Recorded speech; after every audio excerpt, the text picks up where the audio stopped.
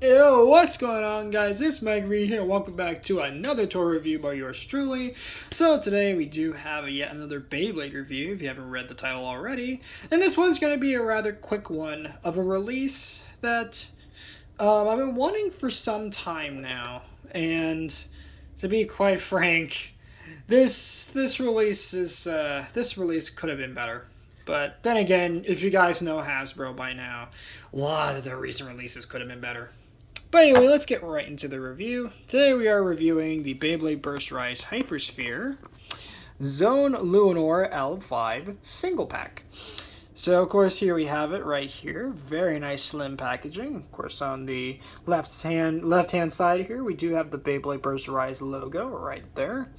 We do have the HyperSphere logo right in the middle.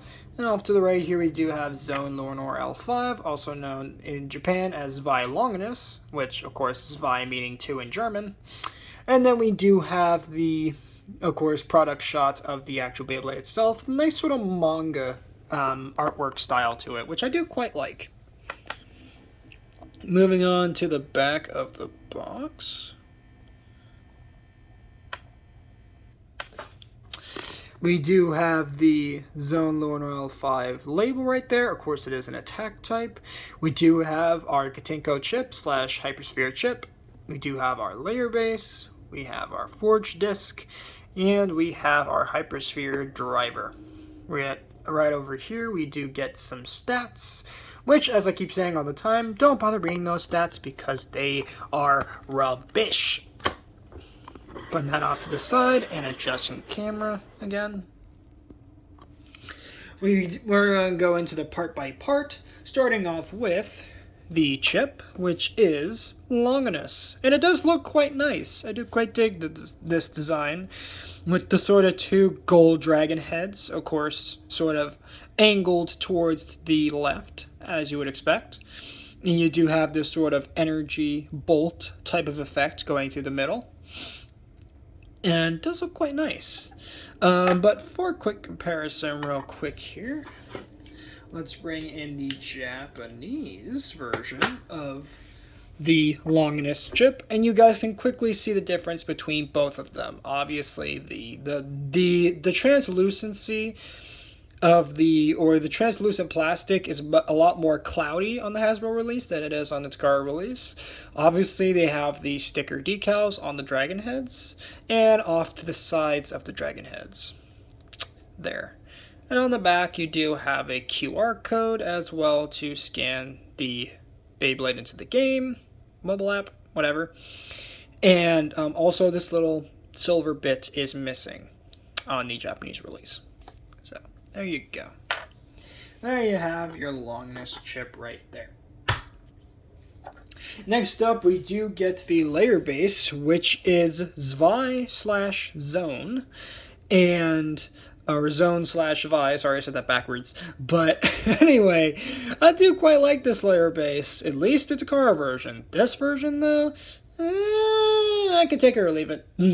And here's why. Obviously, for those who don't know about this particular layer, this layer in the Japanese version actually had, I believe it was from the tip of the head here all the way to the back of each dragon head on the top and bottom were made of all die-cast metal. And obviously that made this layer base very, very heavy. Not only that, but this thing, especially in combination with its other parts, would make it with the parts that comes with it in the in the Japanese release, which are literally the same, just obviously different. But anyway, you guys get the point. It was super, super strong, and this thing was one of the best attack types to get in the HyperSphere / GT era. But obviously it's been severely outclassed now by layers like Rage and Guilty with the recent release of, Guilty Longinus. But yeah, very, very nice sort of design regardless. And on the back, we do have the sort of outlines for the rivets that were on the Japanese release. And speaking of the Japanese release, let me actually get the layer base for comparison. Hold on. So here is the Japanese release over here on the right. And as you can see, there are some decals missing, obviously. And on the back, you can see exactly what I was talking about right there. So let me just kind of get that into a better... There you go. Dang it. Come on. Work with me here. There we go. So you guys can see the difference in between both parts there. Let me kind of get them on top of each other. There we go. See?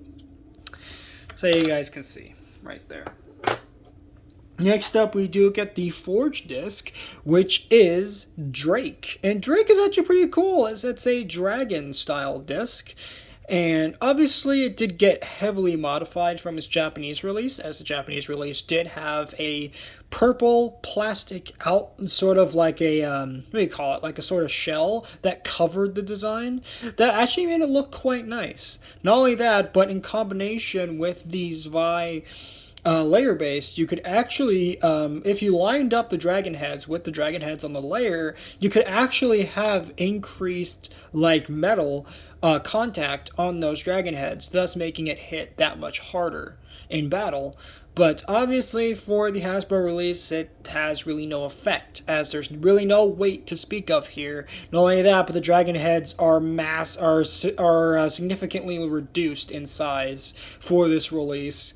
And also, oddly enough, this disc is compatible with frames from the God Layer series releases. So that's kind of interesting. And for a quick comparison, here's the Japanese version of Drake.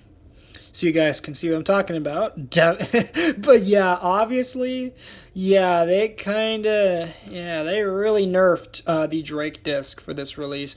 But I still like the disc nonetheless, as I think it is quite nice. Obviously, definitely go for the Takara version instead of the Hasbro version. But hey, you know, the Hasbro version's still not bad. But like, as I keep saying all the time with Hasbro's products, it could have been so much better. Anyway, moving on to the driver, we do have Spiral HyperSphere for us, or Spyro HyperSphere, if you're going by the Hasbro terms. Of course, I don't do that here, per se, because, God, Hasbro's naming schemes suck. But anyway, so we do have a very nice driver here. Obviously, this is a heavily modified version of Spiral. And for a quick comparison, let's bring in the Takara Tomy version of Spiral. And as you can see, this is also a dash version for this release, which also makes it super, super strong, as it's difficult to burst. As you guys should probably know by now, dash drivers are basically just regular drivers, except now they have a stronger spring, so the burst lock is increased in its strength. So it's harder to burst them, essentially, and it's hard to also take them apart for reviews and swapping pieces around and whatnot. But hey, it's a worthy sacrifice in order to get a Beyblade that can just absolutely hit like a missile and not have to worry about it, you know, self-destructing itself, if you know what I'm saying. So those look quite nice there, even though obviously the HyperSphere version just looks pretty dumb looking, not gonna lie. So once we get the Beyblade all together with the driver disc and the layer, there you will have your Zwei/Zone Lúinor Longinus all together. It does look quite nice there. Do quite dig it.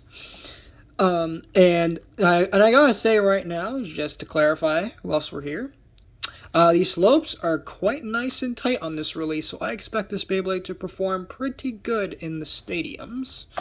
But of course, I'll come back in a later video and let you guys know, or in the next review, I'll definitely let you guys know if this guy is, in any sort of, what was I saying? Right, small brain moment, hold on. So, like I was saying, before my brain just decided to stop Englishing for a minute, or Englishing for a minute. Oh my god, what am I doing? Okay, I'm just dropping stuff all over the place. Anyway, so, oh my god. I'm just dropping stuff all over the place. What am I doing? I'm a mess right now. Anyway, so, like I was saying, in a later review, I'll definitely come back, let you guys know, if Zwei Longinus/Zone Lúinor Hasbro version is good or garbage. And something else I forgot to compare the layer base to. Hold on. I completely forgot about this. Let me compare its sorry, its recolor version, excuse me, that we got later on in the, what was it, the Ultimate Challenger battle set, I think it was? I can't remember the name of it right now. Oh no, Extreme Challenger battle set, that's what it was. The Zwei Fafnir version, which is obviously blue. So there you go, completely forgot to show this part off, so sorry guys. I am a bit of a mess right now at the time of this recording, as there's quite a bit going on, as in my house right now, we're, at the time of this recording, we're definitely getting prepared for Christmas, as we've just been getting Amazon package after Amazon package lately. So I'm expecting this Christmas to be absolutely insane. And I actually will be doing a Christmas special later on this coming week. I'm probably going to do it either on the 23rd or 24th. So, Christmas Eve or the day before. I'm going to be doing a Christmas special, a video, but it's going to be something a little different. You guys will see once I actually post it. But anyway, so comparison time, as we always do. So for a quick comparison, let's bring in the Takara Tomy version of Zwei Longinus. Get these two sort of propped up nice. There we no, okay. You're gonna sit like that? Alright, that's fine. So you have those two right there. And obviously the differences are pretty obvious here. All in all, both bays are pretty solid, but obviously Hasbro's version is severely nerfed compared to the beefcake that is the Takara Tomy version. That, like I said, is an absolute just an absolute machine. Like, just killing machine. This thing just destroys everything. Anyway, next up here, you know what? Let's actually go look at the previous evolutions a little bit here. We're going to start off with the one that started it all right here. Lost Longinus. This is the Takara Tomy version. Lost Longinus 9 Spiral. And as you guys can see, pretty nice looking all in all. Obviously, Lost Longinus is tiny little thing compared to Zwei. Not only that, but for those who don't know, Lost Longinus at the time of its release was actually one of the highest selling Beyblades of its time. So, as it was the very first left spin Beyblade we ever got, after all. So obviously people are going to go crazy and buy it. So anyway, next up here we do have Nightmare Longinus. Destroy, as obviously it doesn't come with a disc, as it has a built-in disc, which was a pretty cool gimmick for the time, but obviously a lot of Beyblades have sort of, well, actually the entire sparking system has pretty much copied what Nightmare Longinus established in terms of the sort of gimmick that it has, but, you know, it was still cool for the time. Not only that, but Destroy was also a new driver at the time of its release, so that was pretty cool. Next up here is Bloody Longinus. Now, I have sort of mixed feelings on this release. On one hand, I love the design, but on the other hand, this thing is kind of crap. Because Bloody Longinus, like, although, yes, it is an absolute amazing attack type for the early days of Cho-Z, I was expecting more. And especially after what Nightmare established with its crazy gimmick of having only 2 parts, which he was the only Beyblade in Beyblade Burst God to have only 2 parts in its release. But of course, for this one, we just got metal. We got the 13 disc. We got Jolt. Jolt was pretty cool with the rubber. Even though it was really just a rubberized version of Spiral that we got on Lost Longinus. But it's a pretty cool release, even if, you know, it's not really all that good. Especially nowadays when we have Beyblades like the next one, or the most recent version that's come out, at least in my collection, is Rage / Raid Lúinor Longinus. So you have it. And obviously, as I hinted at before, there is another Longinus that was released for the Dynamite Battle Layer system called Guilty Longinus. Definitely want to do a review on that one at some point, as that one, I believe, has a staggering 8 dragon heads on it. All of them metal. Not only that, but it comes with some pretty sweet parts, too. So definitely want to do a review on that one, as that one is pretty interesting for the Dynamite Battle Layer system. So Well, likely I'm probably going to get the Hasbro version before I get the Takara version, as some of these Japanese imports have been pretty pricey lately. So who knows if I'm going to get the Japanese version before I get the rather mediocre Hasbro version. But anyway, so last up for this review, we're going to do, of course, my favorite comparisons to do with these recent reviews, and that is, of course, King Helios, Takara version, of course, because God forbid the Hasbro version. Not exactly all that great, but hey, it's, that's Hasbro for you these days. They once were great, as I said before, but obviously they suck now. But anyway, so, well, not completely, but they still are pretty sucky these days. So you have King Helios, and then lastly we do have our Takara King Helios not King Helios, sorry, Super Hyperion right here. Kind of, I don't know why I confused the two of them for a second, but there you go. So there you have those. There you have those two together. Obviously, Super Hyperion is it definitely has some weight to it, and definitely has a interesting sort of profile as compared to Zone Lúinor / Zwei Longinus over there on the right. So, with that being said, that's going to wrap it up for this quick review of the Beyblade Burst Rise HyperSphere Zone Lúinor / Zwei Longinus L5. Thank you guys so much for watching this video. If you guys enjoyed, please make sure to drop a like on this video, subscribe if you're new, and ring that notification bell to stay notified for all of my future videos. That being said, guys, and with me losing my mind slowly but surely, I will see you guys in the next video. Later, MRGang, and have a good one.